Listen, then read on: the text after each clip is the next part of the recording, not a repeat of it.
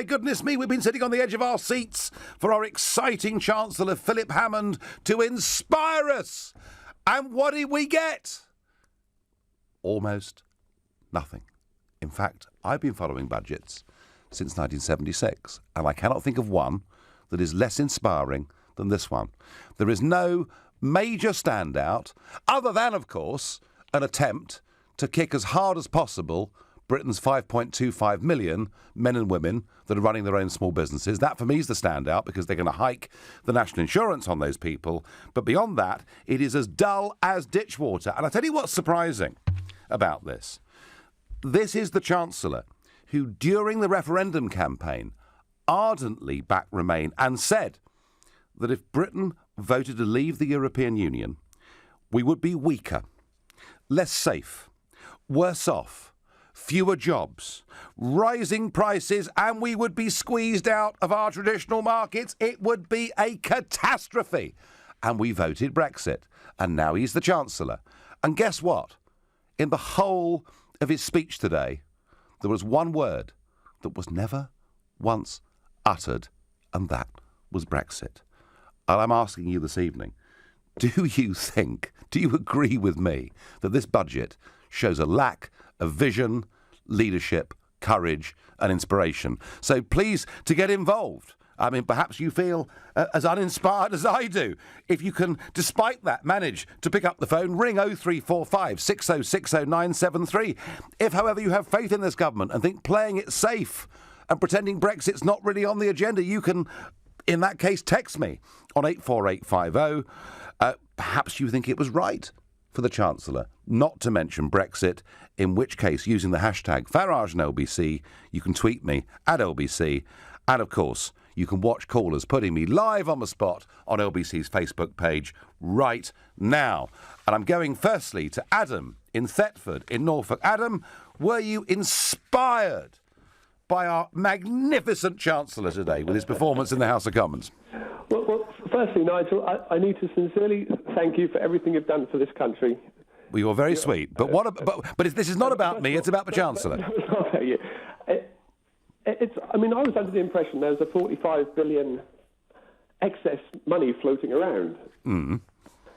And then, as a self-employed person, I see there's a 2% hike on my national insurance. Yes, that's right. Which they're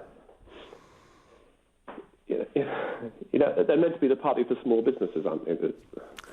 I mean, we've got the revaluation of business tax, the business rates, haven't we, coming up?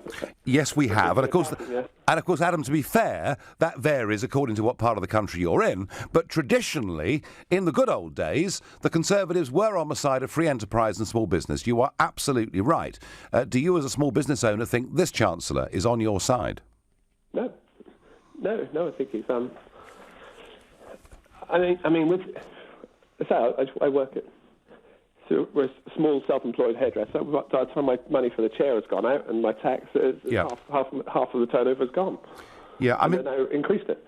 I tell you what was extraordinary, Adam, was that because there'd been a temporary reduction of national insurance for small businesses, the Chancellor actually didn't just say that 1p, then another 1p, so twopence more on national insurance, but he actually, in a very disparaging way, said that reductions for small business had cost the Exchequer £5 billion in this year. So he isn't just putting your taxes up, Adam, he's slagging you.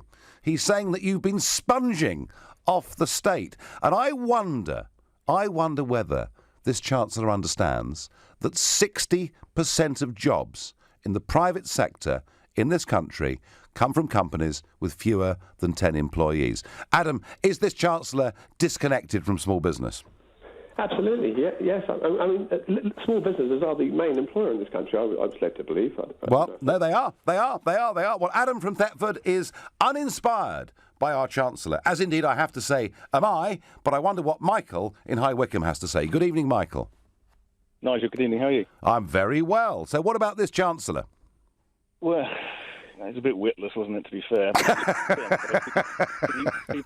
He probably isn't witless, is he? In private, I don't know. Who can say?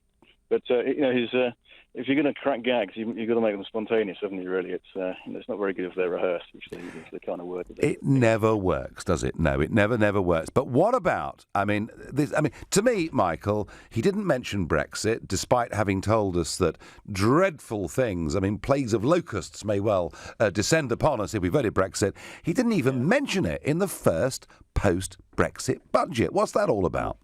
Well, the only thing I think you could say is that you can infer that there was some sort of mention of Brexit, because basically this was a budget for big business today.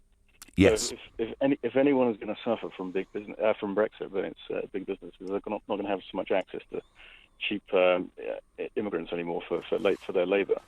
But obviously it's there to hammer small business. So that's about as good as you can say in terms of reference to Brexit. But where was the conversation about how much of our contributions we're not going to make to the EU in a couple of years' time? Where was the conversation? And then the nub of the matter, though, is that the country's bankrupt. The Western world generally, with the possible exception of the United States, is basically bankrupt. So that's what this is really all about. This is all about trying to just eke out a few extra coins from those that might just be able to afford it. And they've probably done their calculations to work out where this will impact them the least in terms of voter turnout or people voting for the Tory at the next election. Yeah, there may well be, Michael, some cynical calculations, but just a little fact here, which I think is very interesting, is that back in 2010, when George Osborne became Chancellor and David Cameron became our Prime Minister, our national debt was running at nearly 700 billion sterling. It is now, in 2017, 1.7 trillion. So in the name of prudence and of austerity and of being responsible, compared with, and they were scathing about Labour overspending. These guys have increased, the Tory, firstly coalition and now Tory government, Michael, have increased our national debt more than the Labour Party managed to do in 13 years of government. It's quite some achievement, isn't it? Well, precisely, and it goes back to my point about the fact that the country's bankrupt. Yeah. And, where's the plan to actually get us out of that? And, this goes back to one of your shows you did a couple of weeks ago, actually, when you were talking about, where do Labour go with, they've got, goon-like Corbyn in charge as, appalling personality and everything else, but there's no policy, there's no plan, there's no remedy to actually get us out of this. And this is why they one of the reasons half the country seems to dislike you, which is rather unfair, because all you did was speak the truth. I tried to be, Michael, on things like the national debt in the last general election.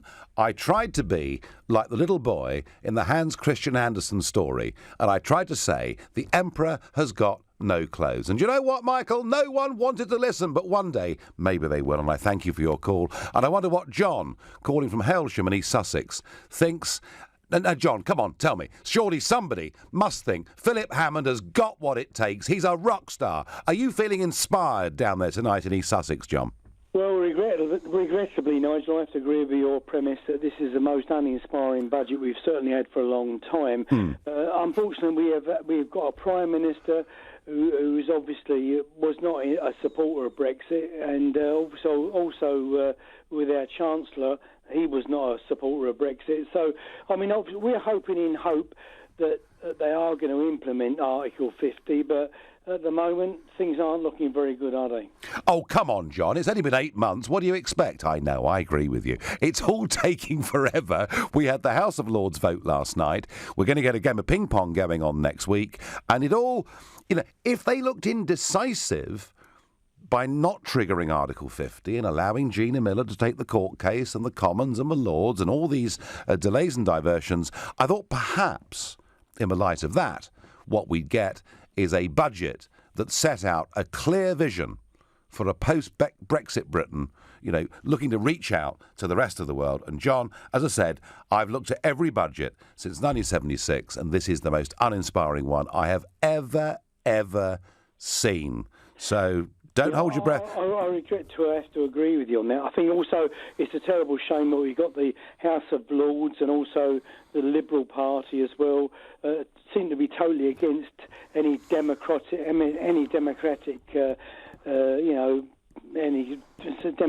sort of policies we should be following. Really and truly, the vote has been taken, and in all logic, we should have implemented Article 50. Yeah. straight away. No, John, I agree. But just one minor correction to what you've said. There is no Liberal Party. They're called the Liberal Democrats. They are profoundly illiberal because they want to ban everything.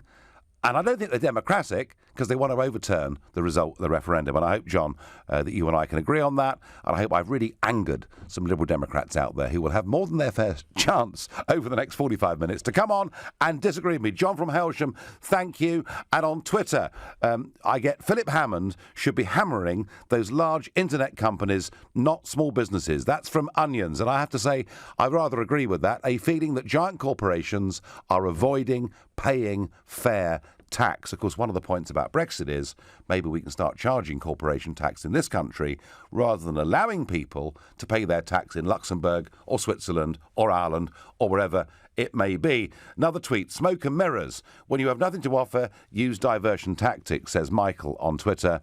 How dare they attack small businesses? We should be the backbone heading into Brexit, and he made jokes about it.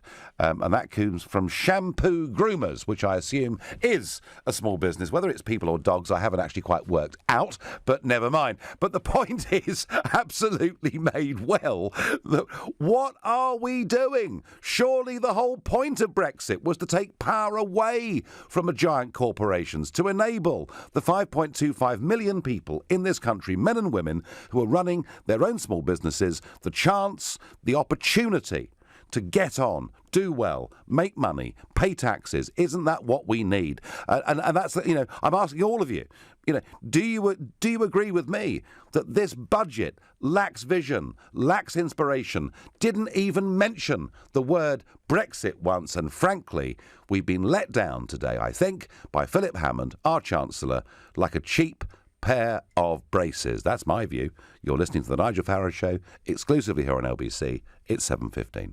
Nick Ferrari at breakfast on LBC. British spy agencies work with the CIA to turn TVs, tablets and phones into bugging devices to record conversations and take photographs. Carl Gottlieb's Chief Technology Officer and Cyber Security Consultant at Cognition Secure. We're not talking mass scale here. Generally, if you weren't worried about the CIA spying on you personally before, you shouldn't be now. This is classic spies in the movies type stuff with tools. You don't need to be worried about your smart TV. And even if it was hacked, all it's going to be hearing about is you talking about EastEnders and Arsene Wenger's job security shit. Well, that's the big question, Mr. Gottlieb. Should he go, Arsene Wenger? Yes.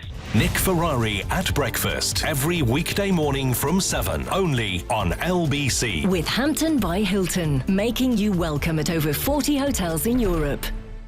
Highways England is here to improve your journey. Have you noticed the variable speed limits on the motorway? They're there to manage congestion, so you can have a smoother journey. They're also the law, so if you ignore them and get caught, you can expect a speeding ticket and penalty points. So if you see a speed limit next time you're on the motorway, it matters that you drive within it. For more information on variable speed limits, visit highways.gov.uk/smart motorways. Life is shaped by choices. Head or heart, dress up or dress down, peanuts or Percy Pigs. At M&S Bank, we know choice is everything. That's why our credit card lets you select the offer that suits your needs, because nobody knows what's best for you like you. For more information, search M&S Bank.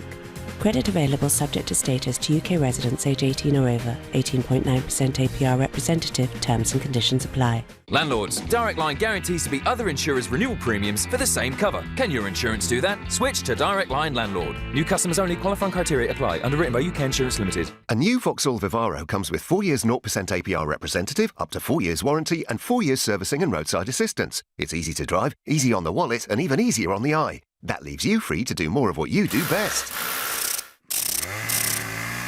Less getting the van sorted, more getting the job done. Search Vauxhall Vivaro. Conditional sale. 4 years 0% APR representative. Minimum 20% deposit plus VAT at 20% on total price. Financed by Vauxhall Finance. Subject to status 18+. T's and C's. Mileage limitations and exclusions apply. This is a live update for UK businesses.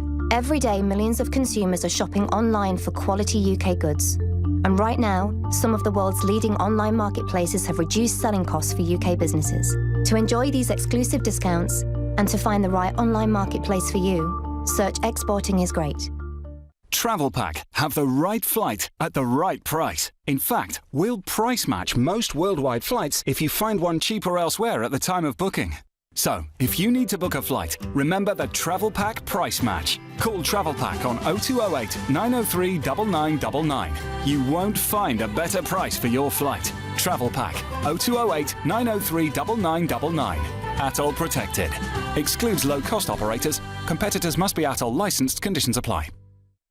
If you own a Swiss watch and it's time to sell it, speak to watches.co.uk. The whole process runs like clockwork. Rolex, Patek Philippe, Omega and more. It only takes a couple of ticks and we pay immediately. Or if you just fancy a change, we could take yours in part exchange. From time on your hands to money in your pocket, it couldn't be easier with watches.co.uk. The pre-owned Swiss watch specialist. This is LBC, the Nigel Farage Show. Call 0345 6060 973. Text 84850. Tweet at LBC using the hashtag Farage on LBC. It's budget day and I'm feeling uninspired, almost depressed. This lacklustre Chancellor gave us almost nothing, and this on International Women's Day, when you'd have thought the Prime Minister should have been held up as showing us that she's picked the right team to lead the country.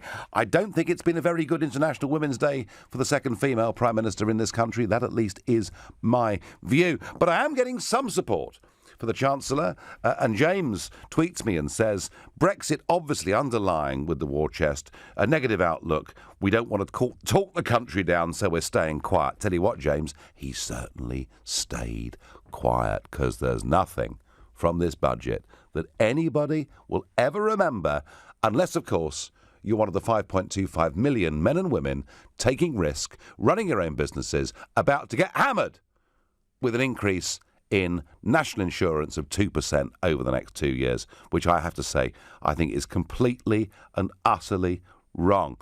Nigel, thanks to the increase in rates and compulsory workplace pensions, I'm going to have to let one of my 3 members of staff go. Unfortunate but necessary. Mr. Hammond will now have to pay their benefits and lose out on their taxes. That is from an anonymous small business owner. I also get on text, if we need to cut costs, foreign aid must be cut by at least 75%. Well, I wouldn't fight you or argue with you on that. But I'm asking you, was this the most uninspiring budget in modern history? Or am I missing something? Why was Brexit not even mentioned? Elliot in Finchley, I know, is going to have the answers. Evening, Nigel. Good evening, I'm fine. What did you make of it all? Yes, it was uninspiring, but I think it actually did a service to the country by the fact that it virtually was like a steady pair of hands until the Brexit negotiation. The last thing you want to do is promise something that you can't. We don't have the authority at the moment with doing much until we actually trigger Article 50, and then it's just 2 years down the line. So, yes, I understand it wasn't like a sexy budget, but I don't think Hammond or Theresa May were in a position to do that, especially considering the uproar with all the Article 50 trigger issues and whatnot. So I actually think, for continuity's sake, keeping it simple and kind of simple is far easier now politically than it is going for the jugular. I see. So, Elliot, doing nothing's the right option, is it? No, sometimes not doing something more explosive when in a few years' time the whole system's going to be torn up anyway. So if we went for the jugular, for example, on tax reform, right, they'll probably spend 2 years in litigation saying you don't have the authority to do that because of the European Union mandates you can't do something on that. So I think what they said was, let's just sit tight, try and shave off the edges a little bit, which is frustrating. But I think that's where Hammond is coming from in the mentality, is save it for a proper budget when we've got full control, which we all want. I did vote for Brexit, by the way. So, yeah, full control, 8 months, Article 50 not triggered, may not even be triggered next week. Sorry, I mean... Nigel, if I could just say, yeah, well, I'm a big fan of you, a big fan of everything you've done, and certainly you should be knighted in that way. But just to stick it to the establishment. But the Conservatives promised a referendum. They did give it. It took a while, but they did promise. Whenever they promised, they actually go ahead and they've followed through with it, albeit sometimes it's not as quickly as we all want it to be, but they have got a track record of promising things to be done and achieving them just a bit slower than we would have anticipated or liked. Well, Elliot, I'll certainly agree with you on that, mate. It's a lot slower than I want, but I get, thank you, Elliot, for your call. Elliot advocating softly, softly, take it easy, wait till Brexit's happened. I mean, maybe, I might be 70 by the time this is all over. I've no idea. Bill in Surbiton, were you inspired by the Chancellor today?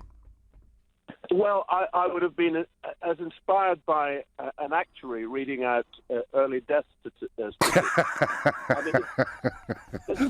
I love that. It's absolutely appalling. If anyone in the government had been set up to try and inspire the nation, this is the last man who should have done it. Yeah. I mean, really, it was appalling. And really, it's going back to what yesterday, to your description of the House of Lords. If you're a businessman and you hear Hammond today talk about hitting small businesses, and then you read about the £300 a day that the Lords could pick up, tax-free, I mean, you would really feel ill. And that's exactly how I feel about it. You feel extremely ill. And a good subsidised lunch bill. You forgot that bit. Oh, I forgot that. You yes. forgot that bit. And the booze is cheap too. I'm with you. Let's abolish it. Let's get rid of it, for God's sake, because this is just a carbuncle on our nation. Bill, with that poetry, I have to say thank you for your call. The House of Lords is a carbuncle on our nation. It's so good, I'm going to use that at some point in the future. And your texts streaming in. This budget is to do with the UK. Brexit has nothing to do with it. Stop crying, Nigel. Really? Really? Is Brexit such a tiddly little event? I thought you were all telling me, you Remainers or Ramonas, it was going to be a catastrophe. Now you're saying there's no need to mention it. Another one here. I wonder what happened to the emergency budget. Where are the scaremongerers now? Jim from Titchfield. That's right, Jim. Do you remember our former pasty-faced Chancellor, George Osborne, said if we voted Brexit, there'd have to be an emergency budget because we were going to literally fall off a cliff. And our Remain Chancellor today didn't even use the word Brexit. Mr Farage, the point is, the taxman told him that most EU workers in London use self-employed status in order to pay less on their cash earnings. Thank you from Louise in W9. There may well be some truth in that, and I do understand that point.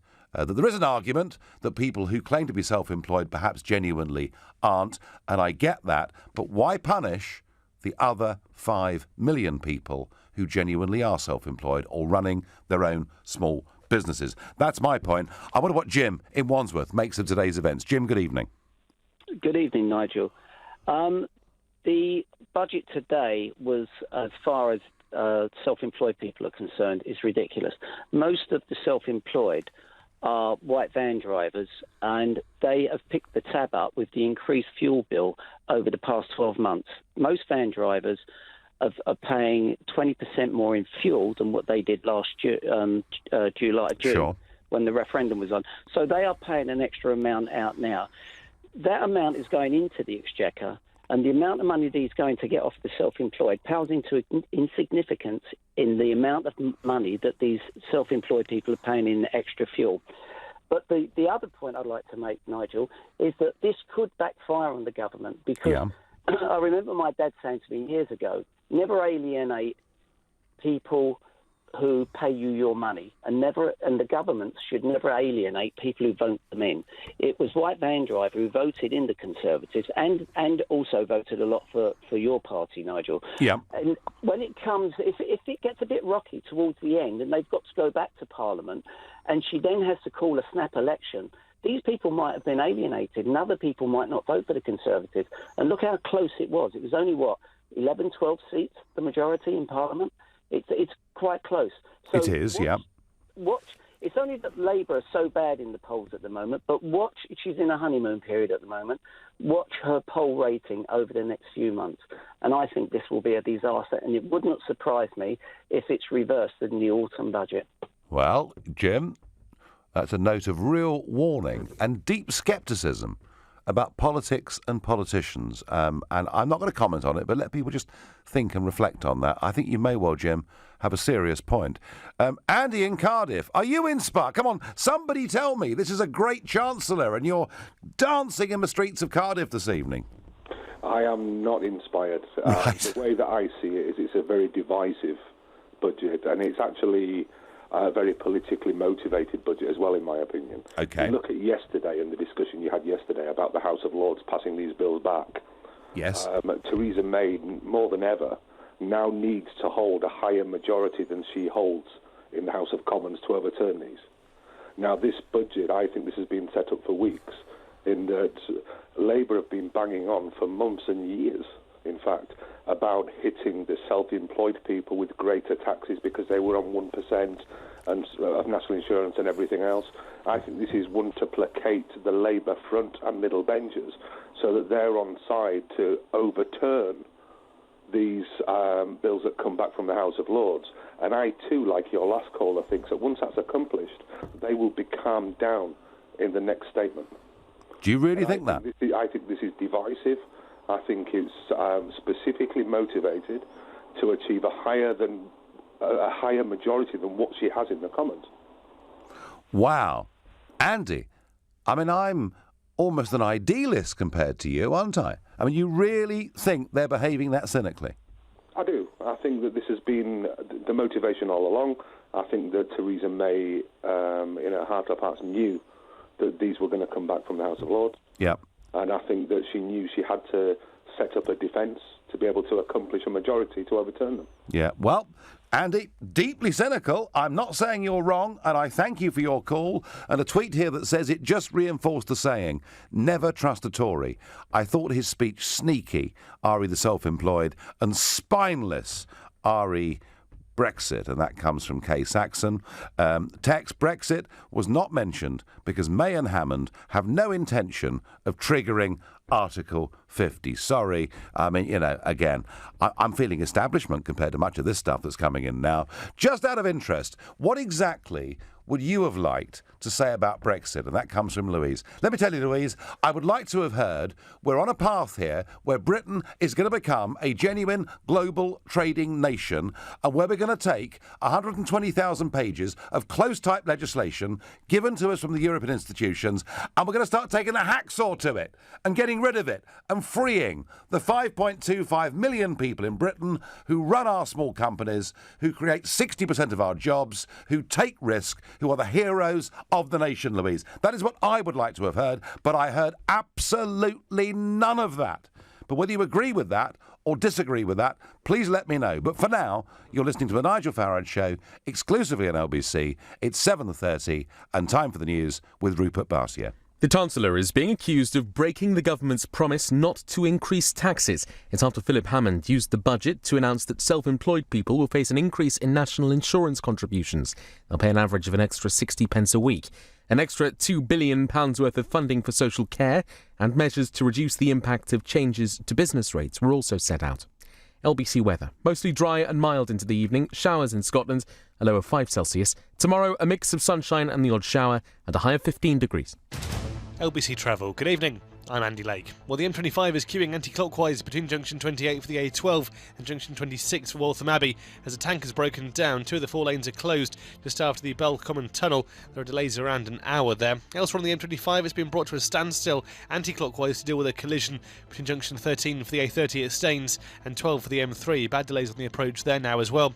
In Bedfordshire, the M1 is crawling northbound. It's down to just 2 lanes from 4 between the Kidney Wood roundabout at junction 10 and Dunstable at junction 11. That's all after an accident there. The A13 looking very slow if you're heading out of London at the moment between the A12 in Poplar and the Bexham roundabout after a collision earlier. And in Hampshire, the A31 stays closed totally in Alton after a serious collision earlier between the Hollybourne roundabout and the A339 Selborne Road turn-off.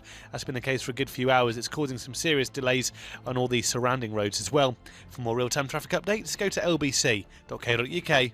This is LBC. Divorce can be expensive. It affects your finances, assets, home, savings, pension, and most of all, your relationship with your children. It's probably one of the toughest times you'll ever go through. Cordell & Cordell understands these issues. and helps men maximise their roles in their children's lives. Call now on 0330 60 60 161 or visit cordellcordell.co.uk. Office in central London. A partner men can count on. Repeat after me. I, Colin Hinchcliffe, do solemnly swear. I, Colin Hinchcliffe, do solemnly swear. To apply for the marriage allowance tax break. To apply for the marriage allowance tax break. And save up to £220. If you're married or in a civil partnership and one of you earns less than £11,000 and your partner earns less than £43,000, you could receive up to £220. If you were eligible last year and didn't claim, you could get up to £432. Apply now at gov.uk/marriage allowance. What's the smart way to travel to Ireland this spring? Aer Lingus fly from London Heathrow to Cork up to 4 times a day. So, you could wander through 5,000 years of history in Ireland's ancient east, visit the famous Blarney Castle, or head west to discover the dramatic coastline of the Wild Atlantic Way. Prices start from $49.99 each way as part of a return trip. Smart makes it a trip to remember. Smart flies Aer Lingus. Book now at airlingus.com. Offer subject to conditions and availability. This is the sound of someone breaking into your business. It's that simple.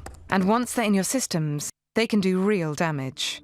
Hiscox Cyber and Data Insurance for small businesses covers everything from extortion to data theft. Our team of IT specialists will recover lost data and prevent further damage wherever possible, so you can concentrate on connections in the real world. Hiscox Cyber and Data Insurance for the small and the brave. Listen closely. Relax your mind. Now picture a car. It's Italian. A Trident? Yes, a Maserati.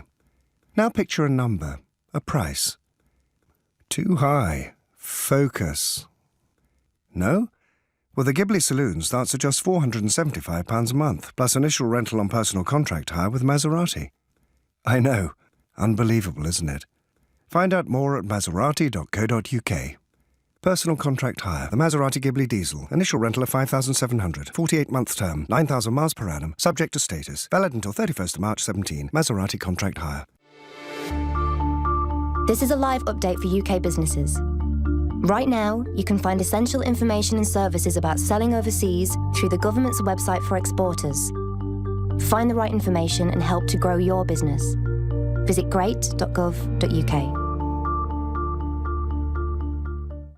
The Nigel Farage Show on LBC. Call 0345 6060 973. Well, I have to say, I believed it to be a totally uninspiring, dullards budget, delivered without vim, without vigour, but worst of all, I think, without vision. And I'm asking you whether you agree with me. And one particular part of it that does make me angry is hammering small businesses by increases in national insurance, despite the fact that David Cameron repeatedly, during the referendum campaign, promised that a Tory government would not increase national insurance for small businesses. And I'll make sure, at the end of the show, you get all of that up on the LBC website, where indeed right now you can watch this show live if you wish to. But a bit of good news for you. Ashdid, big company, FTSE 100 company. They do equipment, plant hire, massive, successful firm. Their boss, Jeff Drabble, during the referendum, I mean, he just about managed not to slash his wrists, but he was very, very worried about what a Brexit vote would do to their business. Their figures came out today for the third quarter of last year, up 28%. Jeff, go out, have a half of something, celebrate. Brexit's not all bad. But this budget was uninspiring in my view. Am I looking, expecting and asking for too much? I don't know. Morris in Edgware has been hanging on for ages. Morris, good evening. What do you think? Good evening. It's worth hanging on. Is it? Nigel, Okay. Any budget, since I can remember, I've never been inspired. Really? Never. Really? Inspired to do what? Inspired to do what? Well, inspired to joy, inspired to anger. I can think of Geoffrey Howe's budget in '79. What does that do? I can think of Nigel Lawson cutting the top rate of tax from 60 to 40%. I can think of lots of budgets where we all actually were talking about the budget for a week because really big fundamental things had happened. Now, Morris, I get There are times when, you don't need to do big stuff. But what I expected, Maurice, given we had this massive Brexit event last year, was at least some vision for the future. Yeah, but the thing is this now, that whether it be Mr. Hammond, Mr. Osborne, Mr. Balls from the Laborious Party. Yeah, thank you. Very good. Go on. What financial kudos do they have? These people are just mouthpieces. And an example of this, out goes Osborne after Brexit vote. Yep. So the referendum. Yep. Because we're not out of it yet. So out goes Osborne, in comes Hammond. Hammond does something maybe wrong, so he gets replaced. He's not yet, but does something wrong. All these people, what financial clout do they know? It's all the people that you don't mention, no one mentions about the advisors behind the scenes.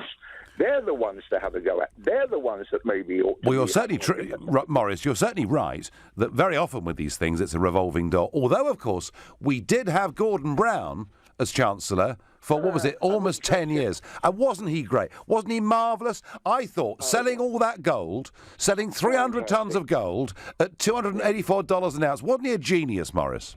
Yeah, who advised him? Do you know, I can't imagine. He doesn't know anything. Do you know, I can't imagine a GCSE economics student would have announced to the world the 17 dates on which they were going to sell gold and the quantities at which they were going to sell them. So whether they're short-term, Maurice, whether they're long-term, like Gordon Brown, whoever their advisors are, I get your point, they can be useless. But at least what I want to see as we head towards Brexit is some vision, some idea of where we're going. And I think, Maurice, today, he failed in that completely. Do you agree with me?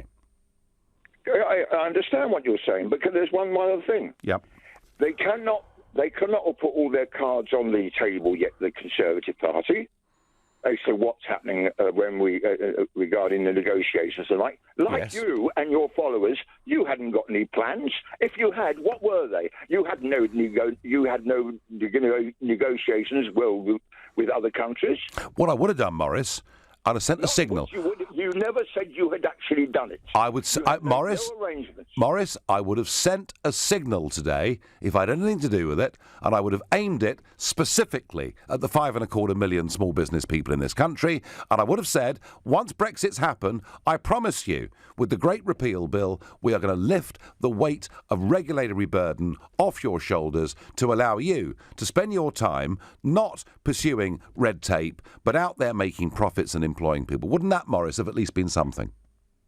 I understand you, but you said the word promise. You told us, quite truly, but Cameron said this about businesses, promises. Don't believe the word promise when it comes to politics. Well, I get that, but... Listen, I know something which I will not put on air. I've said it after it happened in the 1997 election. Just prior to that, Brown was up to something. I can tell you, if you want to know it privately, I can tell your producer. OK, you do that, Maurice, because, it's a family show and it sounds like it could be quite spicy. And I thank you for your call. And I'm going to move to Clive in Woking. Clive, were you inspired by this budget? Was it a good budget? Well, indifferently, I don't think I needed to be inspired. I wanted to hear that the country and, more importantly, the Chancellor weren't going to make any knee-jerk reactions and feed the fuel of the idiots in Brussels. I run my own business, so the NI will hit me, but 60p a week, take it or leave it. You can't even buy a quarter of a pint of beer around here where I live for that money. Right. And I think the other changes he made to dividends to make it less advantageous to being limited over being self-employed is a good move. It further goes to simplify the tax system. Does it really? Yes, it does, because I've been toying with going limited to take advantage of some of these changes. Yeah. And now he's just reduced that completely. And if it stops Wayne Rooney being a limited company and puts him on the Man United payroll, which he should be properly, that can only be good for the country, because it'll be costing them more in NI and things to employ him. But surely, Clive, for every Wayne Rooney, there are hundreds of thousands of sincere people out there doing their best, working hard, borrowing money from the bank, setting up their businesses, putting their lives on the line. Aren't they going to get hit by some of this? Yeah, but 60p a week, that's what they said. 60p a week, Nigel. Don't get excited about it. But it's about messaging, isn't it? It's about messaging, isn't it? You know, it's about whose side are you on, and is this government on the side of small entrepreneurs or isn't it? Well, I don't. It's a bottom line cost to me today with 60p a week. That doesn't bother me. They could have done far worse things. They could have done far worse, Clive. But actually, isn't the truth of it, Clive? They did virtually nothing today. Well, yes, but I think that was deliberate. And I'm fed up with every year the tax changes and all these changes. All it does, it gives jobs to the clever accountants for the rich people to sweep money around. Well, that's certainly true. Now, that point I cannot disagree with. And if you're listening, my accountant, I'm paying you far too much money, and I'm sure we all feel that.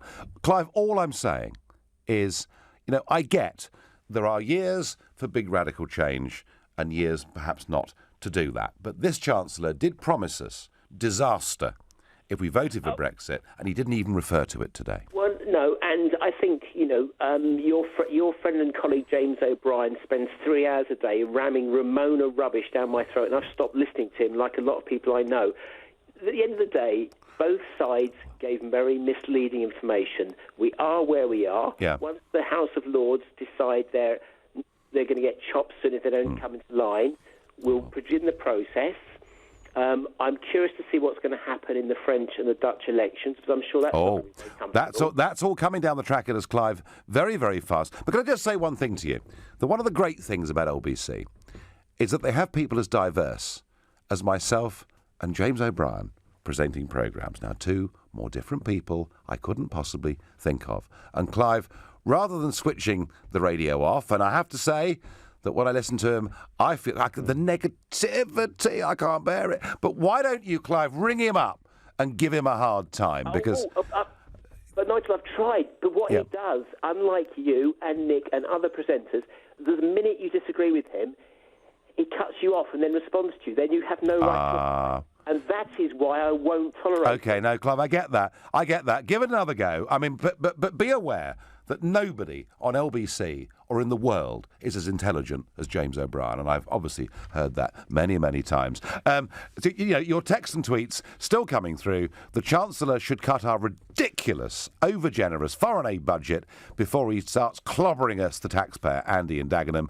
You can please some of the people some of the time, most of the people most of the time, but you cannot please all of the people all of the time, so they have decided to please themselves, says Dave Howard. Not a bad moment to say that you're listening to the Nigel Farage Show, exclusively on LBC, and it's 7:45. Coming up at 8 on LBC, Clive Bull. The Chancellor has broken a manifesto promise and put up national insurance for the self-employed. He says it's only fair, but do you think he's right? Clive Bull on LBC. If you use your phone while you're driving and it's not hands-free, the penalty's been doubled. It's now 6 points and £200. The trouble is, a lot of us are addicted to our phones. So try this trick. Put your phone somewhere where you can't pick it up. Somewhere you can't see it. The glove compartment. That way, you won't be tempted. Save yourself 6 points and £200. Maybe even save a life. Make the glove compartment the phone compartment. Think. Put your phone away. Do you have a pension? Maybe you've got more than one. How do you know if they're in the right pension funds, making as much money as possible for your retirement? Answer is, you probably don't. At The Pension Works, our fully qualified independent financial advisors could add instant value to your retirement fund. Simply text the word YES to 83222 for your free Pension Works health check. That's YES to 83222 today. Your pensions working harder with The Pension Works. JustATrader.com. Washing machine on the blink? No problem. Just shower your clothes on. Job done. And you'll smell like coconut cream. Or get yourself on trustatrader.com and find the right person to do the job for you. Pop in your postcode and the trade you need, then you can choose from loads of tried and tested tradespeople in your area. Reviewed, reputable, right good tradespeople. Visit trustatrader.com. JustATrader.com. All of us at QuickFit would like to say a big thank you with Jaffa's Jackpot. Buy one tyre and you'll get a £25 MOT voucher. Buy two and you'll also get 20% off your next service. Buy 3 and you'll get an additional 25% off either brakes, batteries, wheel alignment or aircon recharge. And buy 4 to hit Jaffa's jackpot. Money off vouchers on these 6 great services for you, your friends or family, valid for 1 year. QuickFit, it's all about the service. Terms and conditions apply. Your business is growing. Fantastic. But you need to hire fast. Enter Indeed.com. Already used by over 3 million businesses for hiring. And with more people in the UK using Indeed than any other job site, you'll find more great candidates and sooner on Indeed. Find your next hire on the world's #1 job site, Indeed.com. Terms, conditions, quality standards and usage limits apply. World's #1 job site based on total unique visitors to Indeed.com. John, I think we need to make our marriage work harder. What? It's the moustache, isn't it? No, it's our marriage allowance. There's up to £220 waiting for us to claim. Although I think you could lose the moustache. Yes, dear. If you're married or in a civil partnership and one of you earns less than £11,000 and your partner earns less than £43,000, you could receive up to £220. If you were eligible last year and didn't claim, you could get up to £432. It takes less than 10 minutes to apply online at gov.uk/marriage allowance. Leading Britain's conversation. LBC, The Nigel Farage Show. So the Chancellor of the Exchequer, Phil Spreadsheet Hammond, has pretty much lived up to his name by delivering the dullest budget I can record in my entire lifetime. But I don't know, maybe you think he did the right thing by doing basically nothing. I don't know, but I'm going to ask Robert in Dulwich what he thinks. Robert, good evening. Hi, good evening, Nigel. Look, we only have to look across the pond to the United States of America, where we see that Donald Trump has, I think they created 300,000 jobs in the last month. That's about right, yes. Yes, it's amazing. Yeah. And those numbers are up, yeah. And that's, you've got Samsung relocating some of their production facilities into the US. So if you've got a visionary and you've got the business now, you can start to make it work and make people's lives better. Yep, I agree. Right. This chap Hammond is a Remainer. We've heard recently, and there were rumours going back even 6 months, that Theresa May was going to announce Article 50 and then go to the country and then get a stalling majority because Labour has decided to implode.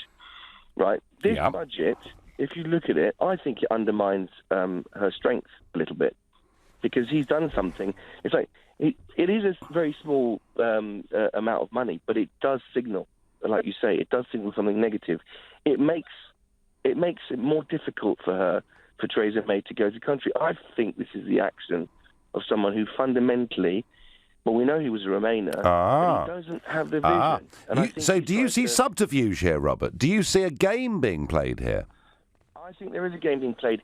Look, Theresa May, to make Brexit work, and that's assuming she really does want to, but to make it work, she has to have that strong majority. Otherwise, the EU, the commissioners, they'll smell the blood, and the negotiation will just be harder if she doesn't have a strong majority. Well, a lot of that, Robert, depends not on the budget today, but a lot of that depends on what happens to the House of Commons when the Lords' amendment goes back to them next week, and indeed goes back to the House of Lords. So we may well find by this time next week, actually, that our renegotiations are completely stymied in Brussels. I hope and pray we don't. But that would be even more serious, Robert, I think, than this budget. Do you think there is any chance of this government actually not just taking us out of the European Union, but taking us into new economic territory with a vision? No. Look, I campaign strongly for Brexit. In fact, I'm actually your UKIP Lambeth chairman. But oh, right, okay. But look. I think that I've come to a conclusion. Some Remainers generally are just very angry people, and they're not happy, etc. They love the EU, etc. But what I've noticed about a lot of Remainers, they genuinely don't have a vision. They don't see the positives. They're quite frightened people. I was with expats 2 weeks ago in South Africa. People have all retired and been around the world and lived and worked around the world and made a great success of it. And they were all voted to leave. And they all said, look, we have to be global. And they decided as young men to go out into the wider world and do business. And they were all very successful people, actually. With Remainers, there's this security blanket. Oh, we're part of the EU and that's all right. And, when you have 120,000 pages of legislation, all that happens is you just kill business. You do, Robert. Right, You kill business, you kill entrepreneurship. And, the Federation of Small Businesses said last year that small business employers now spend up to 25% of their working week just dealing with regulatory issues. Robert, I thank you for everything, including your call. But I'm being criticised on Twitter for this. The red tape you want business freed from is what gives workers protection. Marty, well, maybe it is, but there's not much point protecting workers when they're unemployed. So it's about balance, and it's about getting it right. And I'm suggesting, Marty, that actually we've got the balance wrong, but we will do a show one evening on regulation and small business. And Marty, I will want you to be the first person that rings me. But for now, we're going to High Wycombe, and I'm going to ask James, what about this uninspiring, dull, boring budget? Well, I think you're a little bit like Jeremy Corbyn, Nigel. Oh, really? Gosh. You've got a contradiction there, because like he says, immigration's the right sort of level, but we haven't got enough houses. He doesn't see a contradiction there. And I think you said you think this is the most uninspiring budget since all the previous ones since '76. Uh-huh. Those have left us with 1.6 trillion of debt. Yes. So how do we square that circle? All these inspiring budgets we've seen before have just left us in ever spiralling debt. So I think okay. I get the criticism, but I disagree with you. I actually said that previous budgets weren't uninspiring. Previous budgets were imaginative. Previous budgets had Gordon Brown telling us, no more boom and bust. I've rewritten economic history. I'm a genius. And that's partly what's led us to 1.7 billion debt. James, all I'm saying is this, that I do honestly think that after the biggest political event in our lifetimes, namely Brexit, I would have expected from a Chancellor of the Exchequer coming out of number 11 Downing Street and into the House of Commons some leadership, and we got nothing. That's my point, James. Yeah, I agree. But I do think as I understand, I don't know, I haven't seen the budget details today, but as I understand it, what he was intending to do was to level the playing fields between self-employed and employed people. And I don't think there's anything wrong with that. I do think it's a bad signal maybe to send. Yep. But in terms of actually levelling the playing field, then why should people who are employed pay more tax than people who are self-employed, or indeed large corporations, as you say? I think that. Yeah, I mean, James, I don't disagree with the general point, and I've conceded this already this evening. I don't disagree that some people pretend they're self-employed when actually they're not, to avoid paying the right taxes. I get that, James. But I also feel what he's done today sends the wrong signal to the huge numbers of people who are genuinely self-employed or running their own small businesses. And the message is, that we've got Brexit, which for many of those people they thought would be their liberation, and actually all the government's doing is still penny pinching from them. So I'm not going to... James, I don't think you and I are too far apart. I thank you very much for your call. I heard you're in the car. I trust you're complying with the new rules that came in last week. I, of course, myself always comply with all laws at all times. And I wonder what Sarah in Sandhurst did. Were you, Sarah, come on, tell me you were uplifted, that you saw the sunlit uplands as a result of the Chancellor's speech? Well, good evening, Nigel. Good evening. To you, and I need to say a very big thank you to you from the country for what you've done to, trigger the Article 50, which I hope does happen in some time. We've had at some point in the next 10 years, Sarah, it will, don't worry. Go on. We've had such a setback, haven't we, from the Lords? And if Theresa May, who does seem to have integrity, who does really seem to want to honour what the country has voted for, this is the moment to hit back at the Lords by looking at the potential of what Brexit could do for this country in terms of small businesses. Yes. I mean, this country needs the small businesses, and to start, killing the goose that will lay the golden eggs is very silly. And if there's going to be a general election coming up this year, then you need to keep these small businesses online, I would have thought, and the other thing. Sorry. No, I mean there may or may not be a general election this year. I mean I suspect that if it all goes bandy next week, if it all goes wrong next week, that Theresa May would have no option but to call a general election. But Sarah, the point you're making that interests me is about the potential for small business post Brexit? Because we, for the last 40 years, Sarah, have not been making the laws, the rules that regulate small businesses. We've been a tiddly voice in a Brussels machine. And that's my disappointment, Sarah, is we could have at least had a glimpse, couldn't we, of what the future might be, and we got nothing. Yes, I believe that you are a real leader. You understand the importance of morale, and that's quite evident. And the comments you've made, they have a day of remembrance of, Independence Day, for example. Excellent idea. Yeah, why not? I do hope in years to come that we'll look back and say this was our finest time when we broke free, or we got the permission to break free. My son's emigrated to New Zealand. He's opened his fourth business now. Good for him. Going from strength to strength. Good for him. Well, he's not encumbered, Sarah, by Brussels red tape, is he? And I thank you for your sentiments and for your call. My final thought is this simply isn't good enough. It's not good enough to tell the country it'll be a catastrophe economically if we vote for Brexit. Fewer jobs and all the things Hammond said. Then suddenly you become Chancellor, you have a budget, you don't even mention it. We needed a little bit of vision. We got no inspiration whatsoever. You've been listening to The Nigel Farage Show on LBC. I'm back tomorrow evening at 7 o'clock live from Brussels, where Article 50 should have been triggered but isn't going to be. Please get involved with these debates with Ian Collins from 10. But up next, it's Clive Bull. Thank you, Nigel. And coming up, so the Chancellor has broken a manifesto promise and put up national insurance for the self-employed. He says it's only fair, but do you think he's right? Millions of people are now self-employed, but most of them are not wealthy business owners, but people on a low income with no job security. So is it a great thing to be self-employed? If you are, should you be paying more tax? And coming up at 9, your chance for some free legal advice when I'm joined by barrister Daniel Barnett for the Legal Hour. And the number you need here at LBC, 0345 6060 973.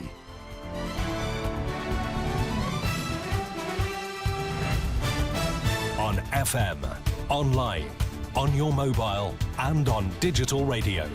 Leading Britain's conversation. This is LBC.